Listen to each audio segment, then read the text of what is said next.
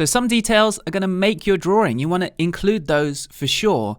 And some details are going to break your drawing and you really want to leave them out. So which is which? Let's get into it. Hi, my name's Kenzo and this is Love Life Drawing. So here is the outline of a pose, and I'm going to show you what part of the original reference looked like, just a little bit of it to keep it safe for YouTube. And even in just this little area, you can see there's a lot going on. So my eyes are picking up on all sorts of shapes, shadows. I can see these little bumps and undulations made by all the different ribs. And it's tempting to think that these things seem important. Details make drawings look sophisticated. I want my drawing to look sophisticated, so I could just try and draw all of these. If I give in to that temptation, if I keep drawing the little things my eyes are picking up on, which all seem important, pretty soon I'm going to have a drawing like this. And here's a real example from a life drawing session I did just a few years ago where I was making this mistake. And so the reason I know about these struggles is because they're really recent memories for me. A big part of the actual plot that we care about in this pose is the ribcage mass itself, the overall volume. It's pushing the torso outline out here. It's coming down here and then the lower torso is showing behind it, creating this overlap. Light is hitting on the top, and as you go more to the side plane, light stops hitting it at a certain point. These are the kinds of big picture details to include. Big changes in the planes, the way the big structure of the ribcage is pushing things around. These details tell us about the important things that we need to know about, like the overall ribcage mass. So including details like this overlap, you just got to focus on the information that explains big picture stuff that the viewer's eyes are going to care about in the simplest way possible, and be disciplined about removing and leaving out a lot of the details that you're taking in. If you were doing a really long detailed drawing, you might subtly indicate small details like those bumps of the ribs, but you wouldn't give them much contrast. They would be visually secondary to the big picture things. And if it's a quicker drawing, you would leave them out entirely. Okay, so when it comes to drawing hair, I used to always bring out all the strands as my priority, right? And then I'd wonder, why does it look like the person has spaghetti on their head? Well, it's because I was emphasizing that characteristic of the hair. I was emphasizing all the strands. What I needed to do, same as with the rib cage, was find the big volume first. Think about the big volume. Imagine it wasn't made up of little strands, but big planes facing the light in different ways. So you can see these bits reflect the light at us, for example. So here I put down a big blob of dark value, grabbed an eraser, removed some of that black where the light was reflecting. Notice that the shapes of reflecting light actually cut across the hair strands. So forget about the direction of the hair strands. If anything, the big interesting shapes cut across them. Then at the end, you might add some little indications, some gentle indications of the strands if you want, but those details are totally secondary to the big important shapes of light and dark. So it's not fancy. It took the same amount of time as doing the spaghetti hair. It's not that it's more fancy, it's just that you're focusing on the big volumes first. The little strands are low priority compared to the big volumes. So here I've tried to draw this hand focusing on the outline around it. That seems like a logical approach. I've really been careful with my observations. They look pretty good. I've tried to pick out some extra details. Even with all that work, all that effort, it still doesn't look that great. We have to move on from the outline focus with hands, because by emphasizing the outlines of the fingers, we lose the planes and the structure of the hand, and we accidentally make the fingers really chunky. Instead, let's look for the curves through the knuckles as a priority. So another way to think of that is that we're finding the big simple planes that the fingers create. So rather than thinking in terms of individual fingers, again, we're thinking in terms of big picture planes and volumes.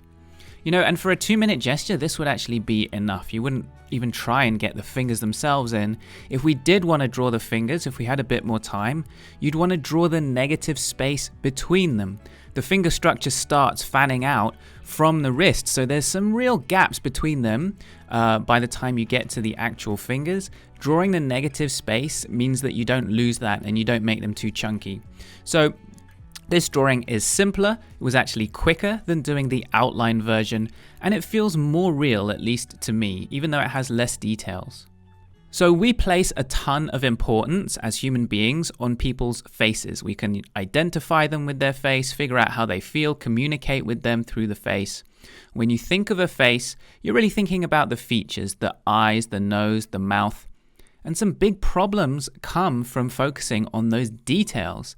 The first is that because we're focused on the face, we're forgetting about the cranium, the big volume. Look at how small the cranium is here in this drawing. I see this in drawings all the time.